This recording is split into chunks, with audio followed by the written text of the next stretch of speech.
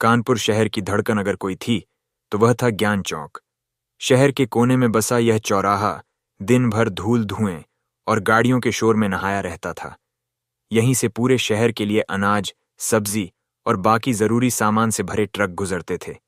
कहते थे कि ज्ञान चौक अगर एक दिन के लिए रुक जाए तो कानपुर के आधे शहर में चूल्हा न जले। लेकिन इस चौराहे की एक और पहचान थी जो हर ट्रक वाले और हर ऑटो वाले की जुबान पर थी, पर दिल के अंदर दबी हुई थी। ये पहचान थी वसूली की। ज्ञान चौक और उससे जुड़ने वाले हर नाके पर पुलिस की तैनाती थी। कागजों में यह तैनाती ट्रैफिक कंट्रोल और अपराध रोकने के लिए थी, लेकिन असलियत में यह एक खुली लूट का अड्डा था। हर गाड़ी, चाहे वह ट्रक हो, टेमो हो या फिर कोई छोटा मोटा ऑटो हो, उसे यहां से गुजरने की कीमत चुकानी पड़ती थी। सिस्टम बड़ा सीधा साधा था। एक हवलदार हाथ में डंडा लिए ट्रक के सामने आता। ड्राइवर खामोशी से खिड़की से एक हाथ से नोट बाहर निकाल, हवलदार नोट जेब में रखता और डंडे से जाने का इशारा कर देता। कोई बहस नहीं, कोई सवाल नहीं। इसे खर्चा पानी, चाय, नाश्ता या कभी कभी प्यार से सुरजीत जी का हफ्ता कहा जाता था। सुरजीत सिंह उस इलाके के थानेदार थे जिनका पेट शायद ही कभी भरता था। रकम छोटी नहीं थी। एक एक ट्रक से आरसी हंग से 800 और दिन भर में हजारों गाड़ियां। हिसाब लगाया जाए तो रोज लाखों की अवैध कमाई सीधे पुलिस की जेब में जा रही थी। यह पैसा नीचे से ऊपर तक कांस्टेबल से लेकर बड़े साहबों तक एक तय सिस्टम से बंटता था। जनता सब देख रही थी। सब्जी वाले, चाय वाले और वहां से गुजरने वाले आम लोग, सबकी आंखों में एक बेबसी थी। डर ऐसा था कि कोई मुंह खोलने की हिम्मत नहीं करता था। सब जानते थे कि पुलिस से पंगा लेने का मतलब है अपनी रोजी रोटी पर लात मारना। कई बार किसी नए ड्राइवर ने सवाल करने की कोशिश की तो उसे ऐसा सबक सिखाया गया कि बाकी लोगों की हिम्मत भी टूट गई। थाने में बंद करके मारना, गाड़ी के कागजात फाड़ देना या झूठे केस में फंसा देना, यह सब आम बात थी। कानपुर में इंसाफ एक मजाक बनकर रह गया था, और इस मजाक के सबसे बड़े किरदार वह थे जिनके कंधों पर इंसाफ की जिम्मेदारी थी। शहर सोता था, जागता था, लेकिन ज्ञान चौक पर वसूली का यह घिनौना खेल 24 घंटे चलता रहता था। एक दिन ज्ञान चौक के पुलिस हेडक्वार्टर में एक नई जीप आकर रुकी। उसे एक महिला अधिकारी उतरी। सीधी सपाट वर्दी, कंधों पर चमकते सितारे, आंखों में एक ऐसी तेजी जो सामने वाले का दिल पढ़ ले, और चेहरे पर जरा भी मुस्कान नहीं। वह थी आईपीएस समीरा खान। समीरा का नाम पुलिस डिपार्टमेंट में नया नहीं था। उनकी पिछली पोस्टिंग में उन्होंने शराब माफिया की कमर तोड़ दी थी, और उससे पहले एक बड़े नेता के बेटे को सलाखों के पीछे पहुंचाया था। उनके काम करने का तरीका सीधा था। न वह किसी से डरती थी, न किसी के आगे झुकती थी। जहां भी जाती अपराधियों के लिए खौफ और ईमानदार लोगों के लिए उम्मीद लेकर आती थी। कानपुर में उनकी पोस्टिंग की खबर ने ही कई बड़े अफसरों की नींद उड़ा दी थी। उन्हें पता था कि यह वह अधिकारी नहीं है जो चुपचाप बैठकर सिस्टम का हिस्सा बन जाएंगी। समीरा ने चार्ज लेने के पहले हफ्ते में कुछ नहीं किया। वह बस अपनी जीप में बैठकर शहर का चक्कर लगाती। खासकर ज्ञान चौक के आसपास वह दूर से देखती कि कैसे ट्रैफिक के नाम पर ट्रकों को रोका जाता है, कैसे ड्राइवर चुपचाप पैसे देता है और कैसे पुलिस वाला बेशर्मी से अपनी जेब भरता है। सब कुछ उनकी आंखों के सामने हो रहा था, एक खुली किताब की तरह, लेकिन वह जानती थी कि सिर्फ देखने से कुछ नहीं होगा। सबूत चाहिए, ठोस सबूत। और सबसे बड़ी मुश्किल यह थी कि इस खेल में खिलाड़ी भी वहीं थे और अंपायर भी वहीं। पुलिस डिपार्टमेंट के अपने ही लोग इस घिनौने धंधे में शामिल थे। जो कुछ ईमानदार अफसर और सिपाही बचे भी थे, वह इतने डरे हुए थे कि मुंह खोलने को तैयार नहीं थे। समीरा ने अपने ऑफिस में बैठकर कई रातें गुजार दी। वह सोचती थी, इन पर हाथ कैसे डालूं? अगर मैंने सीधे एक्शन लिया तो यह लोग सबूत मिटा देंगे, गवाह कोई मिलेगा नहीं, और ऊपर बैठे इनके आका मुझे किसी झूठे केस में फंसाकर ट्रांसफर करवा देंगे। ये दुविधा उन्हें खाई जा रही थी। एक तरफ उनके उसूल थे और दूसरी तरफ एक ऐसा सिस्टम जो जड़ों तक सड़ चुका था। उन्हें पता था कि इस लड़ाई को लड़ने के लिए उन्हें कुछ ऐसा करना होगा जो आज तक किसी ने नहीं किया था। उन्हें खुद इस गंदे तालाब में उतरना होगा ताकि वह सबसे बड़ी मछली को पकड़ सके। एक सुबह समीरा ने फैसला कर लिया। उन्होंने अपनी वर्दी अलमारी में टांग दी और एक पुरानी साधारण सी सलवार कमीज निकाली। सिर पर एक लंबा सा दुपट्टा ओढ़ा जिससे उनका चेहरा आधा छिप जाए। हाथ में एक कपड़े का थैला लिया जिसमें कुछ सब्जियां रखीं और उसके नीचे छुपा दिया एक छोटा सा मोबाइल जिसका कैमरा चालू था। वह अब आईपीएस समीरा खान नहीं थी। वह एक आम औरत थी जो शायद बाजार से घर लौट रही थी। वह एक ऑटो में बैठी और ज्ञान चौक से थोड़ा पहले उतर गई। वहां से वह पैदल चलने लगी। बिल्कुल एक आम नागरिक की तरह चौक पर वही नजारा था। एक हवलदार जिसका नाम शायद जसवंत सिंह था, अपनी तोंद फुलाए खड़ा था। उसके साथ 2 कांस्टेबल भी थे जो हर आने जाने वाली गाड़ी को गिद्ध की नजरों से देख रहे थे। समीरा ने अपने थैले में रखे मोबाइल का एंगल ठीक किया और धीरे धीरे उनके करीब से गुजरने लगी। कैमरा सब कुछ रिकॉर्ड कर रहा था। उन्होंने देखा कि कैसे एक ऑटो वाले ने RS-20 का नोट दिया, कैसे एक मिनी ट्रक वाले से R6 हिट्रो वसूले गए। पैसे सीधे हवलदार की ऊपर की जेब में जा रहे थे।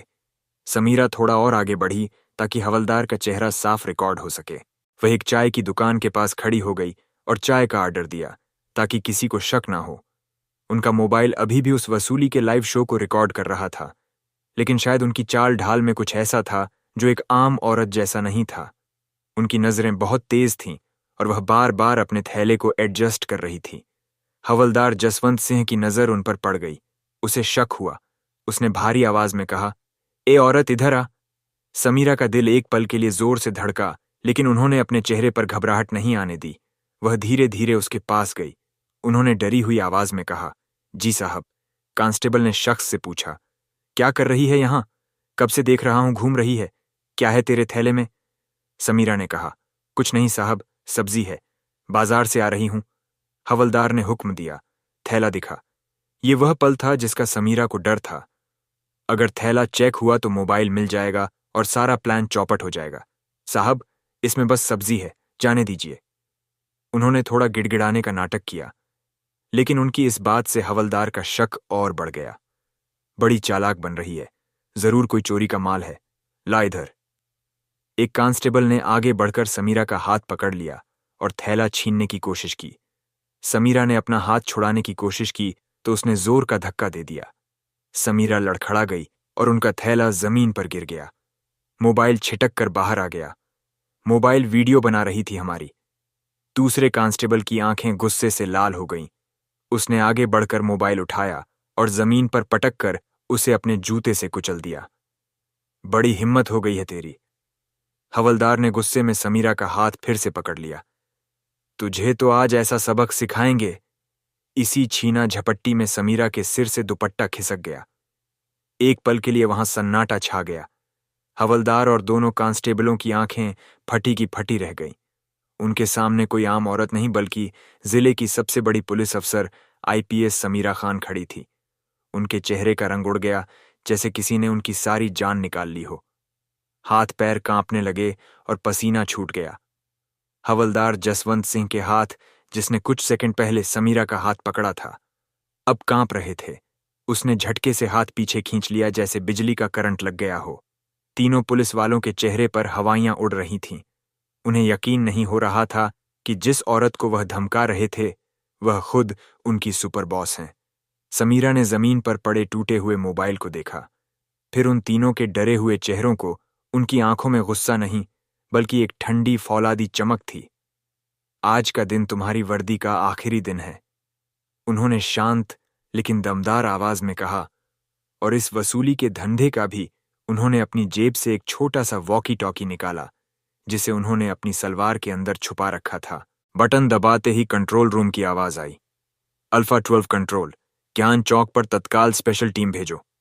तत्काल उनकी आवाज में इतना अधिकार था कि वॉकी टॉकी पर दूसरी तरफ से कोई सवाल नहीं पूछा गया। सिर्फ एक जवाब आया, हाँ मैडम, अगले 5 मिनट में जो हुआ। ज्ञान चौक ने वैसा नजारा पहले कभी नहीं देखा था। नीली बत्ती वाली 4 पुलिस जीपें तेजी से आई और चीखते हुए टायरों के साथ रुकी। उनमें से काले कमांडो सूट में स्पेशल टीम के जवान उतरे, जिनके हाथों में ऑटोमेटिक हथियार थे। उन्होंने आते ही पूरे चौराहे को घेर लिया।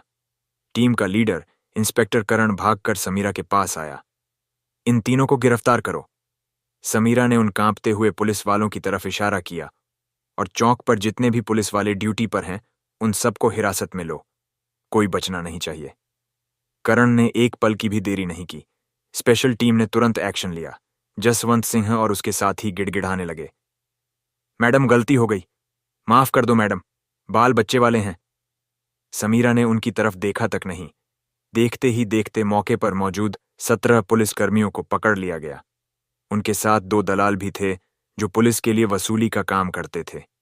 सबके हाथ बांध दिए गए और उन्हें जमीन पर बैठा दिया गया।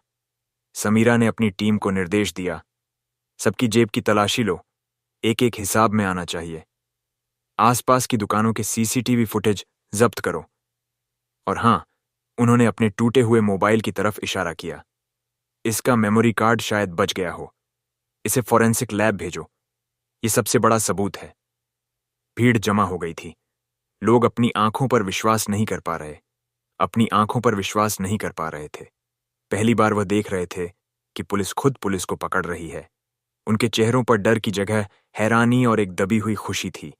उस दिन ज्ञान चौक पर सिर्फ 17 पुलिस वाले और 2 दलाल नहीं पकड़े गए थे, बल्कि उस डर और चुप्पी की दीवार में पहली दरार आई थी जो सालों से कानपुर के लोगों को खामोश रखे हुए थे।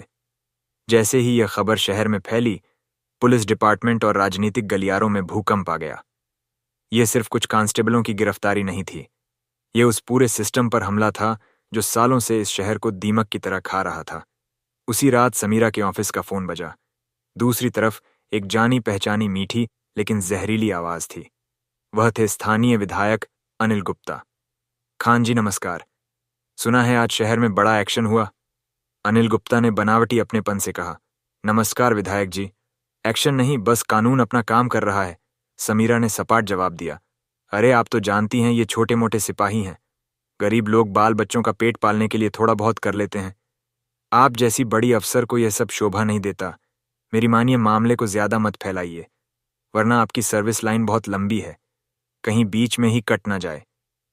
ये एक सीधी धमकी थी जिसे राजनीतिक भाषा में लपेटा गया था।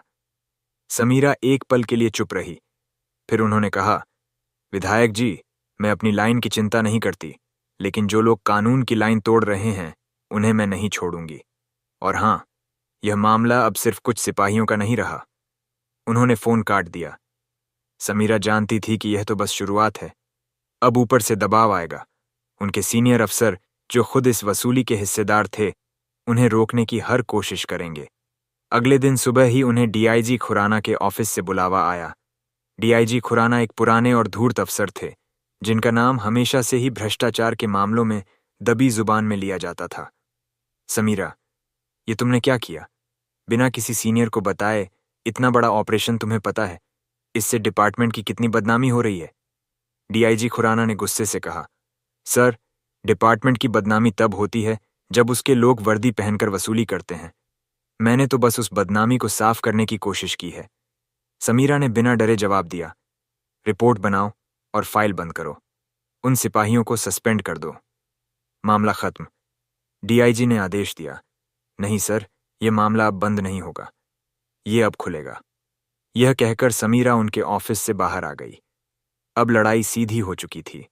समीरा ने अपने सबसे भरोसेमंद अफसरों की एक गुप्त मीटिंग बुलाई, जिसमें इंस्पेक्टर करण भी शामिल था। अब यह लोग हमें रोकने के लिए हर हथकंडा अपनाएंगे, समीरा ने कहा। हमारे पास जो भी सबूत हैं उन्हें जनता और मीडिया के सामने लाना होगा। अगर जनता हमारे साथ खड़ी हो गई तो ये नेता और अफसर हमारा कुछ नहीं बिगाड़ पाएंगे। प्लान तैयार था। अगले दिन समीरा ने एक प्रेस कॉन्फ्रेंस बुलाई। उन्होंने मीडिया के सामने वह सारे सबूत पेश कर दिए।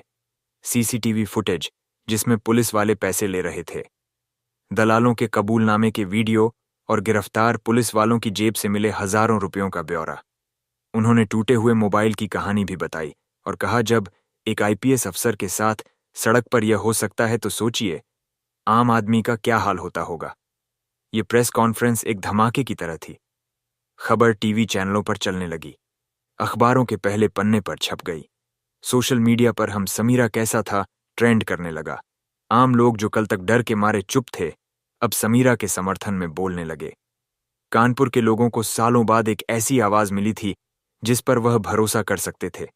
समीरा ने सिस्टम पर सीधा वार किया था और अब पूरा शहर उनके पीछे खड़ा था। जनता का समर्थन देखकर भ्रष्ट नेता और अफसर बौखला गए। जब दबाव और धमकियों से काम नहीं बना तो उन्होंने दूसरा और सबसे गंदा हथियार इस्तेमाल किया, कीचड़ उछालना। अगले कुछ दिनों में शहर के कुछ स्थानीय अखबारों और न्यूज़ पोर्टल्स पर समीरा के खिलाफ खबरें छपने लगीं। किसी ने लिखा कि समीरा ने अपनी पिछली पोस्टिंग में एक बिल्डर से मोटी रकम ली थी। किसी ने छापा कि वह खुद एक बड़े रैकेट का हिस्सा है और ज्ञान चौक पर अपना वसूली सिस्टम बनाना चाहती है, इसीलिए पुराने लोगों को हटा रही है। तरह तरह की फर्जी खबरें फैलाई जाने लगीं ताकि उनकी ईमानदार छवि को तोड़ा जा सके। समीरा इन सब से परेशान तो हुई, लेकिन टूटी नहीं। उन्होंने एक और प्रेस कॉन्फ्रेंस की और सीधे कैमरे में देखकर बोली, जो लोग मुझ पर भ्रष्टाचार के आरोप लगा रहे हैं, मैं उन्हें खुला चैलेंज देती हूं। अगर आपके पास मेरे खिलाफ एक भी सबूत है तो सामने लाइए। अगर मैं दोषी साबित हुई तो इसी वक्त इस्तीफा देकर चली जाऊंगी, लेकिन अगर यह आरोप झूठे निकले तो अफवाह फैलाने वालों को मैं ऐसी सजा दिलवाऊंगी जो वह जिंदगी भर याद रखेंगे। उनके इस खुले चैलेंज ने उनके दुश्मनों को और भी ज्यादा बेचैन कर दिया। अब उन्हें समझ आ गया था कि यह औरत न तो डरेगी न रुकेगी। अब उसे रास्ते से हटाने का सिर्फ एक ही तरीका बचा था, हिंसा। एक रात जब समीरा देर से काम खत्म करके अपनी सरकारी जीप से घर लौट रही थी, उन्होंने महसूस किया कि 2 बाइक सवार उनकी गाड़ी का पीछा कर रहे हैं। शहर के बाहरी इलाके की एक सुनसान सड़क पर उन बाइक्स ने ओवरटेक करके जीप को रोकने की कोशिश की। समीरा के ड्राइवर ने होशियारी दिखाते हुए गाड़ी की रफ्तार बढ़ा दी, लेकिन तभी सामने से एक काली एसयूवी ने आकर उनका रास्ता रोक लिया। एसयूवी से 4 नकाबपोश लोग उतरे, जिनके हाथों में हॉकी स्टिक और लोहे की रड थी। वह जीप की तरफ बढ़ने लगे। समीरा ने तुरंत अपनी सर्विस रिवॉल्वर निकाल ली। गाड़ी पीछे लो, तेजी से, उन्होंने ड्राइवर को चिल्लाकर कहा। ड्राइवर ने तुरंत जीप को रिवर्स में डाला और तेजी से घुमाकर वापस शहर की तरफ भगाया। बाइक सवारों ने कुछ दूर तक पीछा किया, लेकिन शहर की भीड़ में वह गायब हो गए। समीरा का दिल जोर जोर से धड़क रहा था, लेकिन उनके चेहरे पर डर की जगह गुस्सा था। यह एक सीधी धमकी थी, एक जानलेवा हमला था। वह समझ गई थी कि अब उनके दुश्मन किसी भी हद तक जा सकते हैं। अगले दिन उन्होंने अपनी सुरक्षा बढ़ाने की जगह अपना इरादा और मजबूत कर लिया। वह उस काली एसयूवी के नंबर को ट्रेस करवाने में लग गई। जब इंस्पेक्टर करण ने उनसे कहा, मैडम, आपको और सावधान रहना होगा, यह लोग खतरनाक हैं, तो समीरा ने उसकी आंखों में देखकर कहा, करण, अब तक वह शिकारी थे और मैं शिकार पर अब खेल बदलेगा। अगला टारगेट वो नहीं, मैं हूं, और मैं ही उनका शिकार करूंगी। उनकी आवाज में जो दृढ़ता थी, उसने करण के अंदर भी एक नया जोश भर दिया था। अब यह सिर्फ एक केस नहीं था, यह एक जंग बन चुकी थी।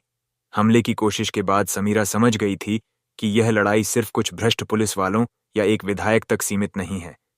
यह एक बहुत बड़ा नेटवर्क है, एक मकड़ी का जाल जिसका केंद्र कहीं और है। उन्होंने एक गुप्त बैठक बुलाई। इस बार सिर्फ उनकी टीम नहीं थी, बल्कि anti corruption bureau, SSCB, crime branch और स्टेट इंटेलिजेंस यूनिट के सबसे भरोसेमंद अफसरों को भी बुलाया गया। हमारे पास जो भी जानकारी है वह सिर्फ इस जाल का एक छोटा सा कोना है, समीरा ने मीटिंग में कहा। हमें उस मकड़ी तक पहुंचना है जो इस पूरे जाल को चला रही है। ज्ञान चौक की वसूली से जो पैसा आता है वह आखिर जाता कहां है? अगले 72 घंटे तक यह सभी टीमें एक साथ काम कर रही थीं। गिरफ्तार किए गए पुलिस वालों और दलालों से फिर से पूछताछ की गई, लेकिन इस बार तरीके अलग थे। कुछ को नौकरी बचाने का लालच दिया गया, कुछ को उनके परिवार का वास्ता। आखिरकार एक हवलदार टूट गया। उसने बताया कि वसूली का पैसा हर हफ्ते थानेदार सुरजीत सिंह के पास जाता है और वहां से एक हिस्सा डीआईजी खुराना तक पहुंचता है, लेकिन सबसे बड़ा हिस्सा विधायक अनिल गुप्ता के एक आदमी को दिया जाता है। यह एक बड़ी लीड थी। समीरा और उनकी टीम अब इस लीड पर काम करने लगी। उन्होंने विधायक अनिल गुप्ता के आदमी की पहचान की। उसका नाम विशाल था। विशाल एक छोटा मोटा व्यापारी था, लेकिन उसका असली काम विधायक के काले धंधों को संभालना था। समीरा ने एसएससीबी की टीम को विशाल पर 24 घंटे निगरानी रखने का आदेश दिया। जल्द ही पता चला कि विशाल हर शुक्रवार शाम को एक सुनसान गोदाम में जाता है। पुलिस को संदेह था कि यही वह जगह है जहां वसूली का पैसा जमा होता है। इस बार समीरा ने कोई गलती नहीं की। उन्होंने एसएससीबी, क्राइम ब्रांच और अपनी स्पेशल टीम के जवानों को लेकर उस गोदाम पर छापा मारने की योजना बनाई। ऑन ऑपरेशन को पूरी तरह से गुप्त रखा गया। छापेमारी से ठीक 10 मिनट पहले ही डीआईजी खुराना को इसकी सूचना दी गई, ताकि वह चाहकर भी इसे रोक ना सके। छापेमारी कामयाब रही। टीम ने गोदाम से करोड़ों रुपए की नकदी, अवैध हथियारों का जखीरा और कई डायरियां बरामद की। उन डायरियों में वसूली और घूसखोरी का पूरा हिसाब किताब दर्ज था, जिसमें थानेदार सुरजीत सिंह, डीआईजी खुराना और विधायक अनिल गुप्ता के नाम साफ साफ लिखे थे। यह सिर्फ एक शहर की कहानी नहीं थी, यह राज्य में फैले एक बड़े सिंडिकेट का हिस्सा था। इस ठोस सबूत के साथ समीरा ने अनिल गुप्ता और डीआईजी खुराना की गिरफ्तारी का वारंट जारी करवाया। यह खबर जंगल में आग की तरह फैल गई। अनिल गुप्ता ने भागने की कोशिश की, लेकिन एसएसएससीबी की टीम ने उन्हें उनके फार्म हाउस से गिरफ्तार कर लिया। डीआईजी खुराना को उनके ही ऑफिस से हथकड़ी लगाई गई। गिरफ्तारी के बाद अनिल गुप्ता ने अपने राजनीतिक संपर्कों का इस्तेमाल करके समीरा के खिलाफ एक बड़ा अभियान शुरू किया। लेकिन इस बार जनता और मीडिया उनके साथ थी। ज्ञान चौक के छोटे मोटे दुकानदारों से लेकर बड़े बड़े व्यापारियों तक सबने सामने आकर गवाही दी। यह लड़ाई सालों से चल रहे भ्रष्टाचार के खिलाफ एक निर्णायक मोड़ बन गई। आईपीएस समीरा खान ने साबित कर दिया था कि एक ईमानदार और निडर अधिकारी अगर सही ढंग से लड़े तो पूरे सिस्टम को बदल सकता है।